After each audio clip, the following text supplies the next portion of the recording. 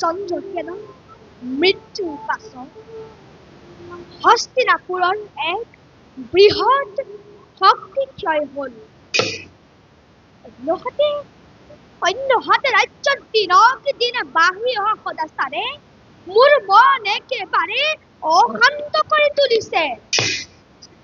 এনে অশান্ত অৱস্থাত মই ৰাজকাৰ্যত মনোনিৱেশ কৰিব পৰা নাই।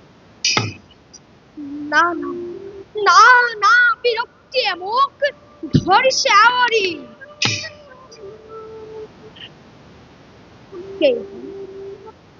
আজি মই মৃগালয়লৈ যোৱাৰ সিদ্ধান্ত কৰিছো।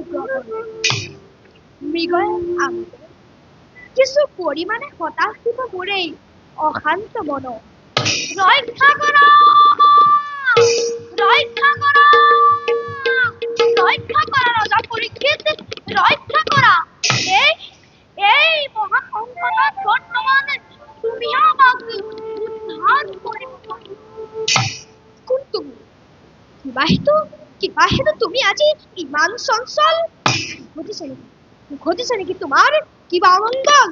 হৈছে নেকি কিবা ধৰ্তৰ?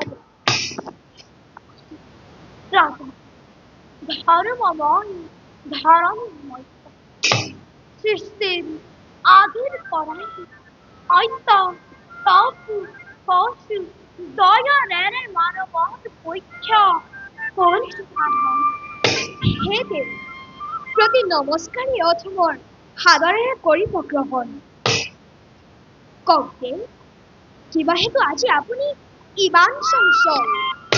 কি কম ৰাজা দেৱ, ভগৱান শ্ৰীকৃষ্ণৰ লগত পাণ্ডৱসকল বৈকুণ্ঠগামী হোৱাৰ পাছত এই মৰ্ত্যত কলিৰ ৰাজত্ব আৰম্ভণি কলিৰ অন্তৰ সংসাৰত পাপৰ শক্তি শিখা জ্বলাই তুলিছে। আমাৰ শক্তি লাহে লাহে অৱমান হৈছে।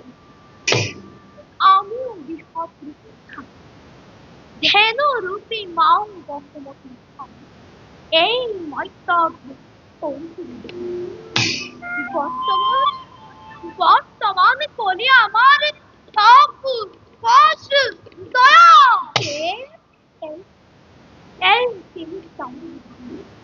সংসাৰত পাপৰ আকুৰাখন আৰু বৰ্তমান হস্তিনাপুৰত নিজৰ আধিপত্য বিস্তাৰ কৰিব খুজিছে। এনে অৱস্থাতে মাত্ৰ একক স্তৰৰ কিদৰে আমি পৰোক্ষৰম তুমি আমাকে উদ্ধাৰ কৰা। কলিৰ প্ৰভাৱ ৰুদ্ধ হব এই মনুষ্যৰ মুক্তিৰ পথ। কথা অৱগত কৰিম কিবা দৰে পঢ়িছো প্ৰতিশত পৃথিৱী ধৰ্ম শূন্য হবলৈ বেছি দিন নাই। মই এতিয়া আহিম দেৱ, মই এতিয়া আহিম দেৱ, মই এতিয়া আহিলো দেৱ।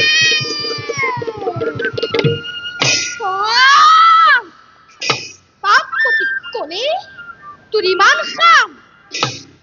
কৃষ্ণ ধনঞ্জয় যোৱাৰ পাছত মোৰ ৰাজ্যত চন্দানে আহি অটপালি কৰিছহি জমকাল সন্মুখত, আৰু এতিয়া মই তোক কৰিম শিৰচ্ছেদ। শুন কলি, মই তোক কৰিছো আহ্বান, মুহূৰ্ততে মোৰ সন্মুখত হোৱা উপস্থিত, অন্যথা ঘটিব আজি মহা অঘটন। ক্ষান্ত হওক ৰাজা পৰীক্ষিত, যুবৰাজ কলি আহি উপস্থিত আপনাৰ সম্মুখত। কলি ইমান হস্তিনাপুৰৰ পাপৰ বীজ সিঁচিবলৈ আহিছ? ৰাজা পৰীক্ষিত, কালৰ আদেশ আৰু প্ৰকৃতিৰ নিয়ম অনুসাৰে মই মোৰ কৰ্তব্যহে কৰিছো। যিদৰে সত্যৰ পাছত ত্ৰেতা, ত্ৰেতাৰ পাছত দ্বাপৰ, সেই দ্বাপৰৰ পাছত কলিযুগৰ আৰম্ভণি ঘটিছে। মোক মোৰ কৰ্তব্য বাধা নিদিব ৰাজা। মুখ বন্ধ কৰ কলি, মুখ বন্ধ কৰ। তোৰ উপদেশৰ মোৰ নাই প্ৰয়োজন। যিয়েই নহওক, এই পৰীক্ষিতৰ জীৱিত অৱস্থাত হস্তিনাপুৰত কলিৰ প্ৰভাৱ ঘটিব নোৱাৰে। ক্ষমা কৰিব ৰাজা। কালৰ গতি আৰু প্ৰকৃতিৰ নিয়ম কোনেও ৰুঠিব নোৱাৰে। যদি আপুনি প্ৰকৃতিৰ বাধা হয়, তেন্তে আপোনাৰ মৃত্যু স্বাভাৱিক। হওক মোৰ মৃত্যু ৰাজা। তথাপিতো মই প্ৰতিজ্ঞা কৰি কৈছো, এই পৰীক্ষিত জীৱিত থকালৈকে ধৰ্মটো পাপৰ আগ্ৰাসন ঘটিব নোৱাৰে। ধৰিলো এই পাপ। বুজি উঠক বিধাতাই, কাল আৰু প্ৰকৃতিৰ মাজত কণ্টক ৰূপে থিয় দি অৰ্জুনৰ নাতি বিষ্ণুৰাত ৰজা এই পৰীক্ষিতে মুহূৰ্ততে কলিক কৰিব না। শান্ত হওক ৰাজা পৰীক্ষিত, শান্ত হওক। মই আপোনাৰ শৰণ বিচাৰিছো, আৰু শৰণাৰ্থী শৰণ দিয়াটো জানো আপোনাৰ ধৰ্ম নহয়? ৰাজা, আপুনি জীৱিত থকালৈকে ময়ো নিজকে কিছু সীমাত আবদ্ধ ৰাখিম। আপুনি মাত্ৰ আপোনাৰ ৰাজ্যত থাকিবলৈ মোক কিছু স্থান দিয়ক, যাতে আপোনাৰ প্ৰতিজ্ঞা ৰক্ষা হয় আৰু প্ৰকৃতিৰ নিয়ম পূৰ্ণ হওক। তুমি পাণ্ডৱ বংশধৰৰ ওচৰত শৰণ বিচাৰিবা, সেইহেতু তোমাক মই নিশ্চয় শৰণ কৰিম প্ৰদান। যিহেতু তুমি অধৰ্মৰ সহায়, সেইহেতু তোমাক মই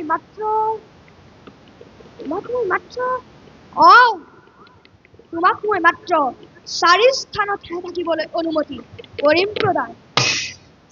জুৱা, পাশা, মদ্যপান, পৰশ্ৰী আৰু পঞ্চসোণা, এই 4 স্থানত ক্ৰমে কাম, ক্ৰোধ, অসত্য আৰু নিদ্ৰয়তাই বাস কৰে। সেইহেতু তুমি এই 4 স্থানত বাস কৰিব পাৰিবা।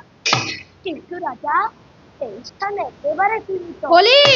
কৃপা কৰি মোক অন্য স্থানো কৰক প্ৰদান।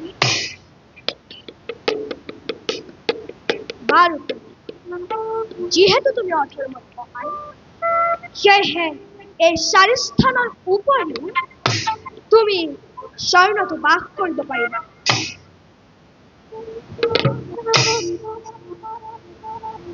মনত ৰাখিবা ৰাজন, য'ত সততে ভগৱন্তৰ নাম শ্ৰৱণ কীৰ্তন কৰা হয় আৰু য'ত ভগৱন্তৰ মহাত্ম লীলা প্ৰচাৰ কৰা হয়, তত যাতে তুমি নকৰা প্ৰৱেশ। এতিয়া মই আহিলো।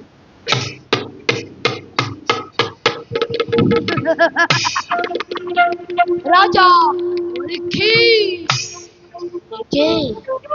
নিজেই আহ্বান করে চলি, বিকল আমার উদ্দেশ্য না কাঙ্ক্ষিত সমিধান। বেশ বেশ রাজা, তুমি প্রদান করাই 50টা মতে মই গরিব নিব, কিন্তু সর্বপ্রথমতে অর্থাৎ তোমার স্বর্ণ মুকুটময় প্রতিফলে তোমার হোমে তোমার স্বর্ণ মুকুট গ্রহণ করাই তোমার হতুয়ায় অধর্ম করিম সাধন। দিন তোমার মৃত্যুর দ্বার দেখিয়া দেখিব জগতে কলি ইমান ইমান অস্পৃশ্য কলিয়াই যে বর্তমান সকলোতকৈ শ্রেষ্ঠ শ্রেষ্ঠ শ্রেষ্ঠ